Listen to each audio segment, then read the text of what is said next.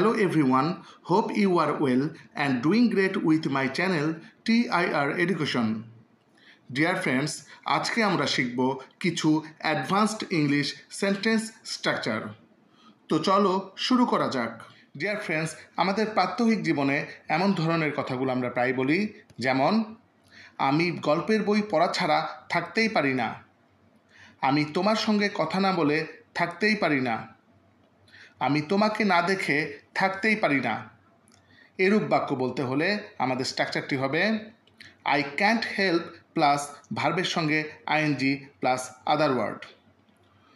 আমি কোনো কিছু ছাড়া থাকতেই পারি না এরূপ বোঝাতে আমরা আই ক্যান্ট হেল্প ব্যবহার করে থাকি। তো চলো কিছু এক্সাম্পল দেখি। আমি গল্পের বই পড়া ছাড়া থাকতেই পারি না। I can't help reading story books. I can't help reading storybooks. আমি তোমার সঙ্গে কথা না বলে থাকতেই পারি না। I can't help talking to you. I can't help talking to you. আমি তোমাকে না দেখে থাকতেই পারি না। I can't help seeing you. I can't help seeing you. আমি ক্রিকেট না খেলে থাকতেই পারি না। I can't help playing cricket. I can't help playing cricket. আমি টেলিভিশন না দেখে থাকতেই পারি না। I can't help watching TV. I can't help watching TV. Dear friends, এখন আমরা এর পরের স্ট্রাকচারটিতে চলে যাব। আমরা আমাদের দৈনন্দিন জীবনে এমন ধরনের কথাগুলো প্রায় বলি, যেমন তাদের মারামারি করা উচিত হচ্ছে না, তোমার এটা করা উচিত হচ্ছে না, তার কান্না করা উচিত হচ্ছে না। এই ধরনের বাক্যগুলো বলতে হলে আমাদের স্ট্রাকচারটি হবে subject plus should not be plus ভার্বের সঙ্গে আইএনজি প্লাস আদার ওয়ার্ড।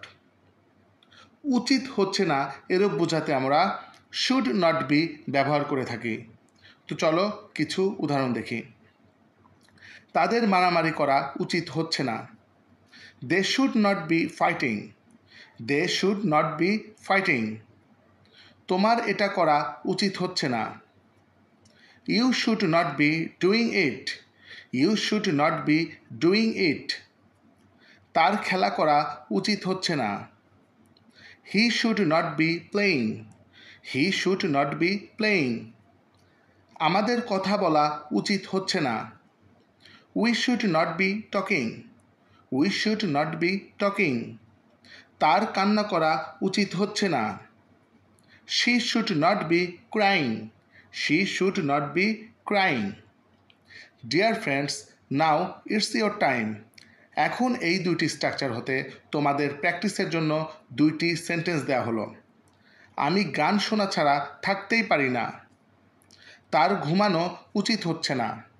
এই দুটি বাক্যের ইংরেজি কী হবে তা তোমরা কমেন্ট করে জানাও। ডিয়ার ফ্রেন্ডস, এরপর আমরা একটি গুরুত্বপূর্ণ স্ট্রাকচার শিখব।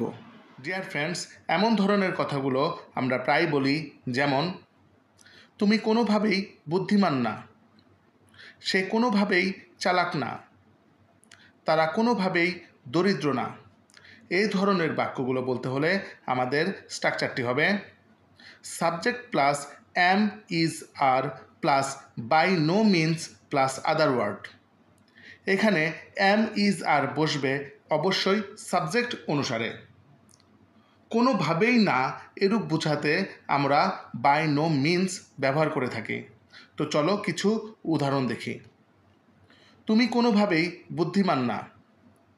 You are by no means intelligent. You are by no means intelligent.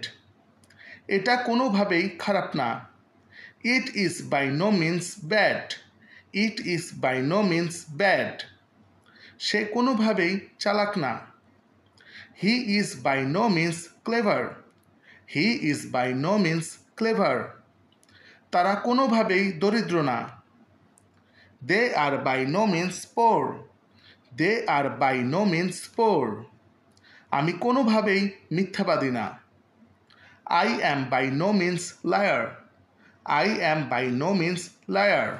Dear friends, এরপরে আমরা শিখব একটি গুরুত্বপূর্ণ স্ট্রাকচার। এই ধরনের বাক্যগুলো আমরা প্রায় ব্যবহার করি, যেমন কতক্ষণের মধ্যে তুমি আমাকে কল করবে? কতক্ষণের মধ্যে সে কাজটি শেষ করবে? কতক্ষণের মধ্যে তুমি তৈরি হবে? এই জাতীয় বাক্যগুলো বলতে হলে স্ট্রাকচারটি হবে in how much time plus will plus subject plus ভার্বের present form plus other word এবং শেষে একটি কোশ্চেন মার্ক। কতক্ষণের মধ্যে এরূপ বোঝাতে আমরা ইন হাউ মাচ টাইম ব্যবহার করে থাকি। তো চলো কিছু এক্সাম্পল দেখি।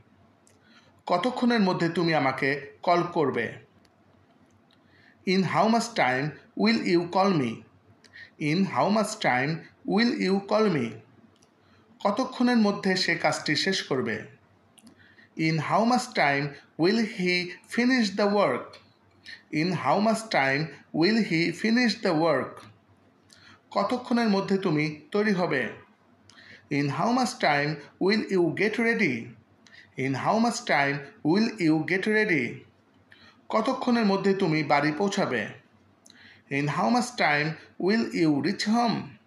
In how much time will you reach home? কতক্ষণের মধ্যে পরীক্ষা শেষ হবে? In how much time will the exam over? In how much time will the exam over?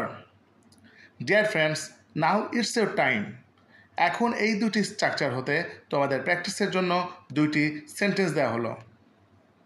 সে কোনোভাবেই খাটো না। কতক্ষণের মধ্যে তারা আসবে? এই দুটি বাক্যের ইংরেজি কী হবে তা তোমরা কমেন্ট করে জানাবে। ভিডিওটি তোমাদের উপকারে লেগে থাকলে একটি লাইক করে নিও এবং চ্যানেলটিতে নতুন এসে থাকলে একটি সাবস্ক্রাইব করে নিও। See you in the next video. Goodbye.